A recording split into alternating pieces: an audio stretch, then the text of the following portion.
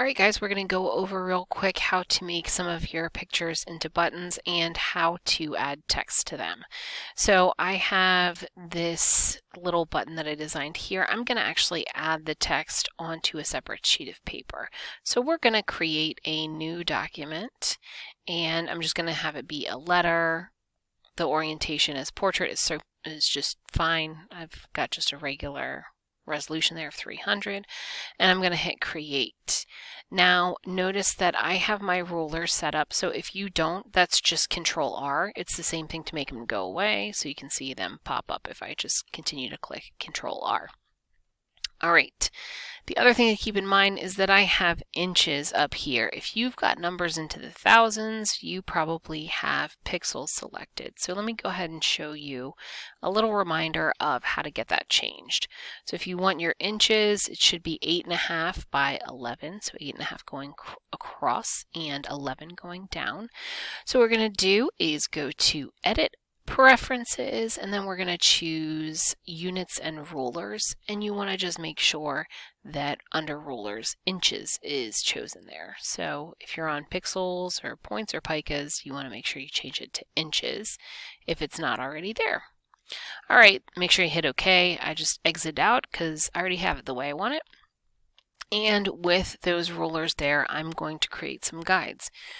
So I can take my mouse or my cursor over to the vertical ruler here, and I'm going to click and drag, and I'm going to put a marker at 1 inch, 2 inches, and then you can really go all the way across if you want. Right now I'm just kind of, lining some up so that you can put a couple on here. And then I'm going to come down, same thing, at 1 inch, 2 inches, 3 inches. And I can do more depending on how much I end up putting on this, but right now I'm just going to set there. And I'm going to get ready to move my image over here. Now, I'm going to have to make this significantly smaller. I'm going to do that on the new document we just created. But before I drag it over, something that I've noticed has been a little bit of an issue is if you use your Move tool and you drag something over that has multi-layers to it, it's going to drag over just the top layer. So if I did that, it's just going to throw that color fill on there.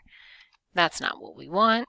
So what I could do is I could select everything and move it, which would be fine, but in this case I am going to flatten it. Let me first tell you the dangers of flattening it. That means that if you flatten it and you save it that way, then you'll never be able to readjust these layers for any other reason. So I'm going to flatten it and then I'm going to make sure to not save it. So please, please, please pay attention to that. If you have all these adjustment layers, you want to keep them in the saved version.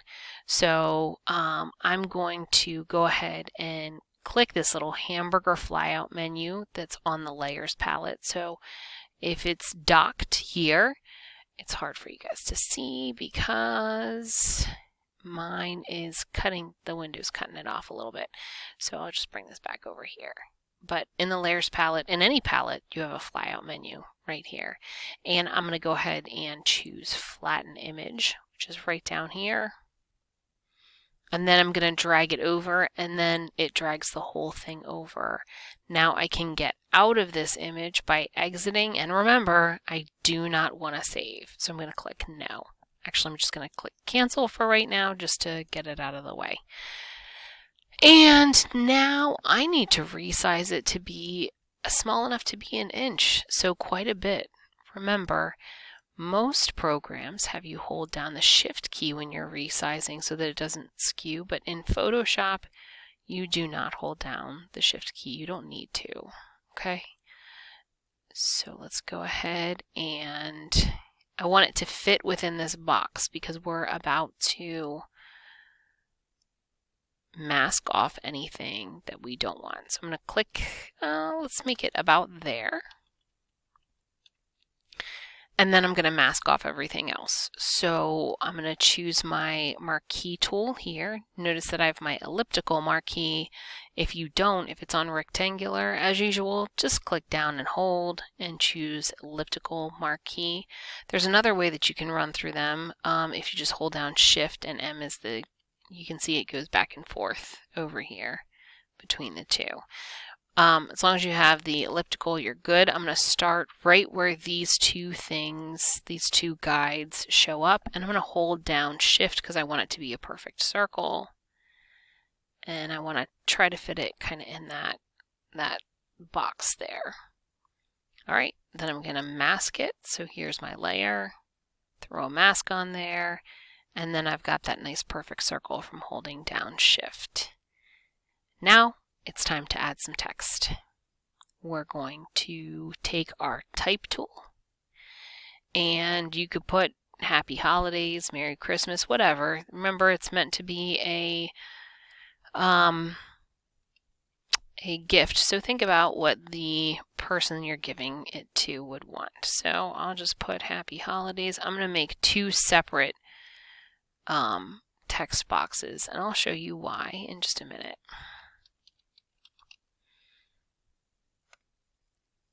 All right, so now let's go ahead and edit this text a little bit.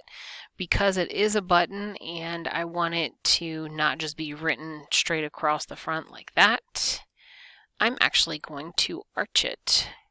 So if I go back, if I look at my options menu here, or control panel, whatever you want to call it, I'm going to go ahead and click on my type tool. Notice that I don't have it highlighted. I'm looking for this. That's what I want. So I want the layer to be selected, but if I highlight the text, it goes away because it's waiting for me to finalize this. So have your layer selected, be on the type tool, and then I'm going to click this guy, and I'm going to warp it into an arch.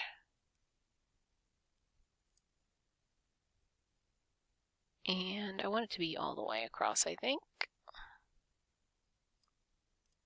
And then I can just scoot that down using my move tool. I just hit V on my computer, if that does make sense to anyone.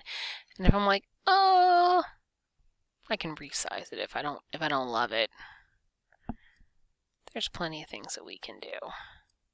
So I can resize it, and if that curve isn't where you want it, then you can just do it again. I can just click on this again and work with like pulling this guy up, or I can, edit it further using this piece right here. All right, let's do the same thing with this, but we're going to go opposite. So once again, I'm going to be selected on my layer and then choose the type tool. And you can choose any of play around with these fun things. Enjoy yourself. You do you. This time I'm actually going to go the opposite way, and you can do that just by going toward the left instead. Okay.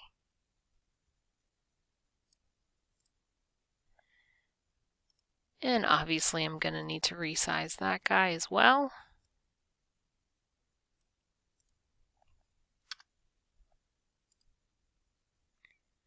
And there you have it. I can change the size of the font and whatnot still at this point. So if I select that, you can see it's listed up here. I can change it as much as I want that way. And, if need be, I can choose the type tool and continue to edit it further if I want. Okay? The horizontal and vertical distortion is really going to just squeeze it one way or the other. I prefer it just being the way that it is there. All right, so play around with that. Hope you guys enjoy it, and let me know if you have questions.